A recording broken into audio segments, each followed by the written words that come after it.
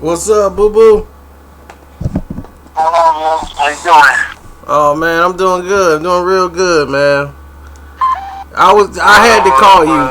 I had to call you because we had this whole week we've been having like this discussion about because Keith Thurman, you know, he's supposed to be the boogeyman, and or the whole boxing thing, and I remember him challenging everybody from 154 on down, and I said, well, I know Boo Boo called him out. Boo Boo said he would take the fight. And I know for a fact, I was like, matter of fact, I was like, I'm going to get Boo Boo on the phone and I will let him tell the public that he did call and say, okay, I will take the fight with Keith Thurman. Do you remember that, don't you? Yeah. And what to avail? What happened when you made that statement? Did you hear anything from the Thurman camp whatsoever? Nah, I didn't hear anything. No feedback, no nothing. No, but I hear nothing. You know, we in two different weight classes. You know, he got other. He coming up to the 154 division, but I have mentioned, you know, I'll get in there with anybody. Keith Thurman, Mayweather, Pacquiao, Madonna, like real talk, man. I have no problem getting in the ring with any of these foes. So I mean, it ain't really a big thing with me, but you know, just right now we working on the next big thing. That's it. Yep, and the next big thing is another undefeated, young, hungry prospect. And Demetrius Charlo. Now, is the fight finalized? I mean, not really. You know, this was something like that. What's that 160 Corvette Buff or whatever his name is, Corvette. This is like one of them situations where, you know, it happened. This thing got put together without me knowing. You know, the opportunity came my way of fighting a Demetrius Charlo. Now, you know, my only thing is me moving over to, you know, Showtime to fight Demetrius Charlo. Pretty much, you know, in his backyard, out in the card, I'll be on the card for the risk that I'll be taking as far as going over there against the judges. You know, not saying, you know, I can't go in there and, you know, I'm going to knock him out. Because I'm not that type of person where, you know, I'm going to go in and, you know, tell people I'm going to knock everybody out, because it don't always happen. Right. But, you know, judges and the politics of boxing is, you know, is very bad and corrupt. So, you know, me taking the chances to go over to Showtime, definitely got to be worth my risk. And then also, you know, man, I try to tell the world, man, like, don't be fooled, man. Don't be no dummies. Now, I was fought on HBO. Currently, Canelo just moved over to HBO. Yeah. And I fought my two fights on HBO. By the way, go to Showtime. Get locked in, because you know they don't want more than one fight. Get locked in to Showtime when Canelo went to HBO, when I can have the opportunity to fight Canelo on HBO. So is that what they're asking? They're asking for a return bout if you win? I mean, that's pretty much what it's going to boil down to. I don't know the whole in and out yet. You know, this is not something I did not tell anybody I wanted to fight Demetrius Charlo. Like, before, when I did interviews, I told them, like, yo, these guys they're not worthy names. Now, a worthy name for me is somebody like a Andy Lee, you know what I'm saying? He has a good name. He just knocked out undefeated guy, what's his name, Julian, whatever his name is. You know, he done fought good fighters. I'm looking for people like that to fight, not somebody that's on their way up. You know what I'm saying? Once that kid, you know, does something as far as, you know, maybe fighting like a Varnez, fighting, a Willie Nelson, fighting somebody that's credible, for me to actually step in the ring with and be like, alright, he fought such and such, he deserves the shot. I don't think this kid deserves the shot. I told him before, I have no interest in fighting these guys, but if the money's right, of course I'll get in there and give them a spanking. But I understand if they really want to do it, they come over to HBO. Right, but they already got y'all like penciled in as the triple header. Golden Boy, like it's already set. You know what I'm saying? They like to do a lot of things that's not true, man. Just like when Canelo Alvarez put my name in the mix with James Cutler and Joshua Karate, they said they reached out to me and all that other stuff. He did not reach out to me. A lot of people like playing games and using my name for credibility to make it seem like something, but it's never nothing when it really boils down to it, because everybody that says something don't really want to put, the money where their mouth is, or show up when it's time to show up. So, all that shit's fun and games to me. Like, it's just funny, like, how people do that. So, as of right now, as for you ain't even signed no contract, nothing to fight a Charlo. Yeah, nothing has even been put in front of my face. So, I mean, it's all he said, she said shit right now. Damn. And I'm thinking the fight's been made and everything. That's how it works. I haven't been on the interviews or anything like that. It's been just, I'm always in shape, always training and shit. But, yeah, man, it doesn't make no sense for me to go over to Showtime, to go fight in Al Heyman's backyard. I'm not an Al Heyman fighter. I'm fighting an Al Heyman guy on an Al Heyman undercard. I'm gonna be an undercard fighter.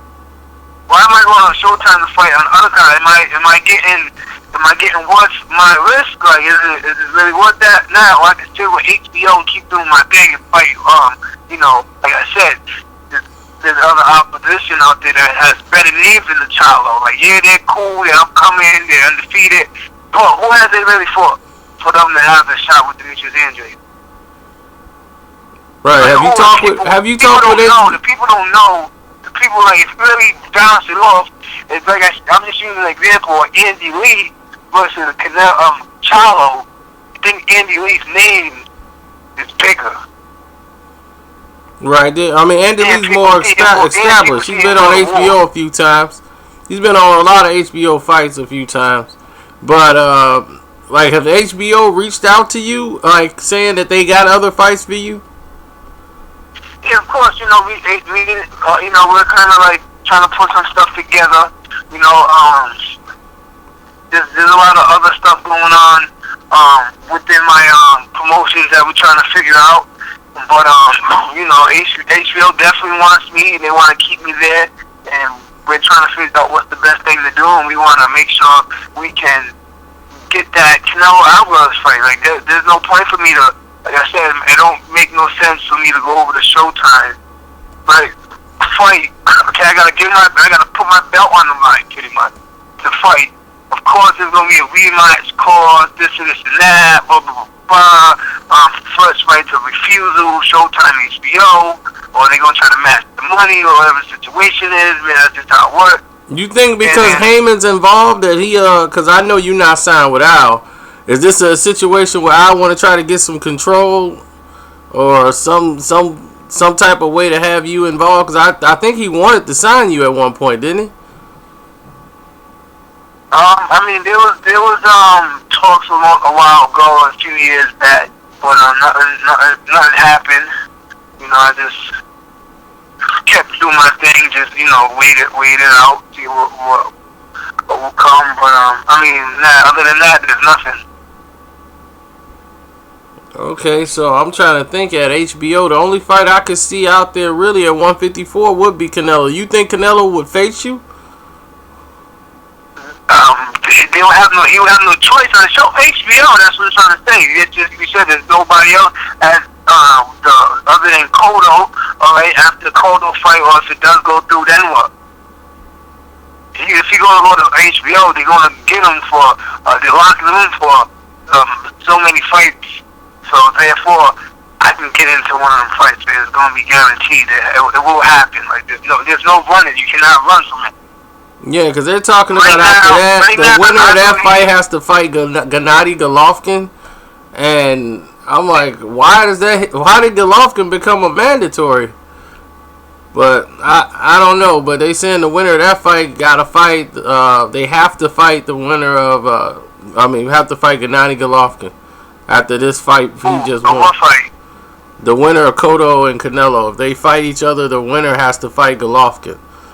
And I'm like, wow. When they win the title, the belt will be on the line. They fighting at 160? I guess they're gonna fight at 154, I guess, or catch weight or something. So I don't know how they're gonna pull that off because Canelo's gonna have to. A lot of things talks, man. A lot of things talk. I don't think Canelo wants to do that. Cotto, if he wanted to do that, what's the point of fighting Canelo? If he could just go ahead and fight Triple G right off the bat, like why do that? Well, I think he get more money with Canelo than he would Golovkin. I mean, I think Cotto gets any type of money he wants, no matter what fighter they put in front of him. Right. You know what I'm saying? Like, Canelo, yeah, he's a draw, but Cotto is a bigger draw. Like, Cotto's a draw. Like, he can fight anybody. For Delvin Rodriguez, then how much you think he got paid in Pakistan? So, I mean, it don't matter who they put in front of Cotto. Cotto is the draw. Like, he's the top dog. He's the top draw. Out of next to Manny and Pacquiao, it is Cotto. It's Manny, Pacquiao, and Cotto. It's been those three top earners in the sport for a while. But they're getting ready to get out of the game, so it's a free market. It's going to be a free market. Yeah, so, you know what I'm saying? Why, you know, I don't know, but, you know, that's boxing for you, man. I don't know. I can't read everybody. I can't see everybody's move, but, you know, right now, what I would like to do, since, you know, I told people back then, I would like to fight the winner out of, Carlos Molina and K9. Unfortunately, you know, K9 is an older guy. He won, dropped him. You know what I'm saying? Looked pretty good. He got a belt now. Yeah. What's up? Match that up. Me and K9, 2 belts on the line, and then that gives, you know, me the opportunity to walk around with 2 belts and be like, now what? Like, I'm young, I'm black, and I'm gifted. What's up? Like, I ain't got. Did you reach out to? Did your team? Did you tell your team like that's what the direction you think that would make more sense? And you had them reaching out. Definitely, man. Okay. Definitely. I tell my you know, my team what the movement should be always, man. I don't take directions, man. I give them. That's what you're supposed to do. Unless I'm getting it from my dad or, you know, my manager Ed Farris. But other than that, you know, I got the final say, and what I believe makes sense is that right there. Like, yo, since he won, why not? K9 will jump from HBO to Showtime easily. So, I mean, why not? Yeah.